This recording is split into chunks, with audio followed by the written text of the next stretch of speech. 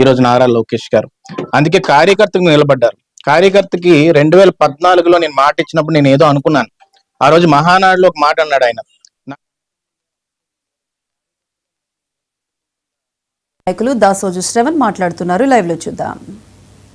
State of Telangana కేసీఆర్ను తిడితివి, కేటీఆర్ను తిడితివి, కేటీఆర్ కొడుకును తిడితివి, ఎవరిని పడితే వాళ్ళని ఏది పడితే అది చిన్న కులపలను తిడితివి. ఆఖరికి ఇవాళ దేశ ఆర్థిక వ్యవస్థకు వెన్నెపూసలా ఉన్నట్టు ఐటీ ప్రొఫెషనల్స్ కూడా ఇవాళ వాళ్ళేదో వర్కర్లు అని చెప్పని మాట్లాడుతున్నాడు. కేటీఆర్ గారి మీద మాట్లాడండి.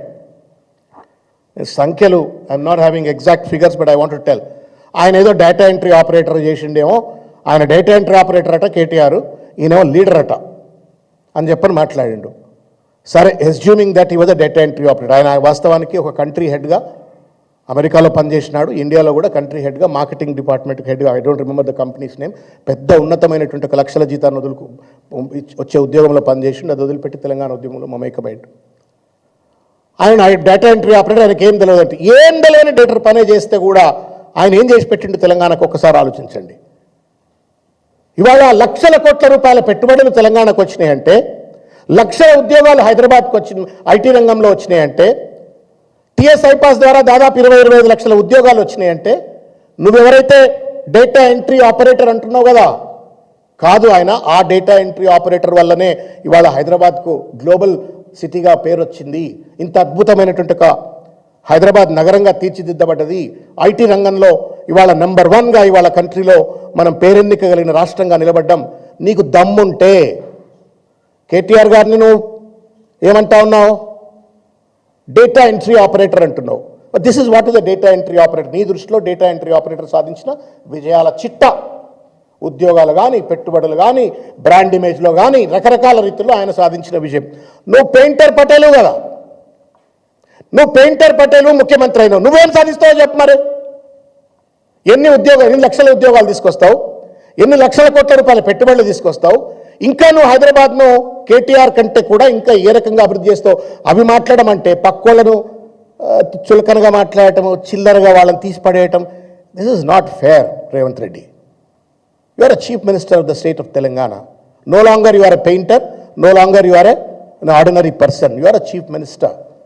నీకంటే ముందు చాలా పెద్ద పెద్దోళ్ళు ఆ కుర్చీ మీద కూర్చున్నారు, నీ తర్వాత కూడా చాలామంది పెద్ద పెద్దోళ్ళు కూర్చుంటారు.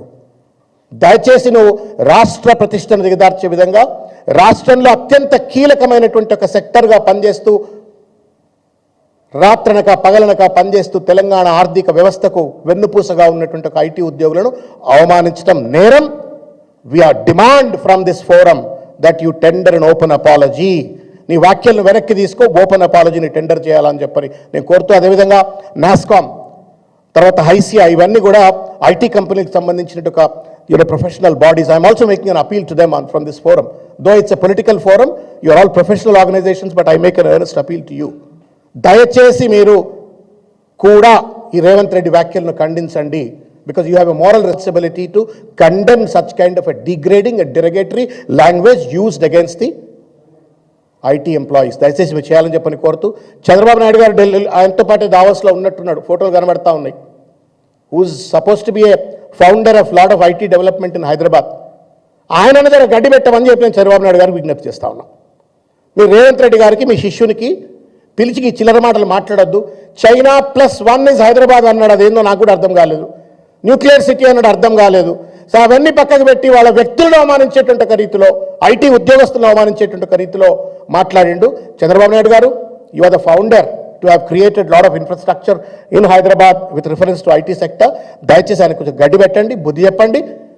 మీ శిష్యరికల్లో పెరిగినాడు కాబట్టి ఇటువంటి చిల్లర మాటలు మాట్లాడకుండా నియంత్రించేటువంటి నైతిక బాధ్యత తీసుకొని ఆయనకు సరైన గుణపాఠం చెప్పాలని చెప్పని కూడా నేను చంద్రబాబు నాయుడు గారికి విజ్ఞప్తి చేస్తా ఉన్నాను.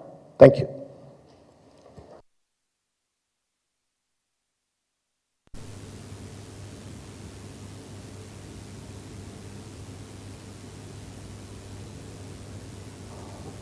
ఒక రాష్ట్ర ప్రతినిధిగా, అది కూడా ముఖ్యమంత్రి హోదాలో, దేశాన్ని, రాష్ట్రానికి ప్రాతినిధ్యం వహిస్తూ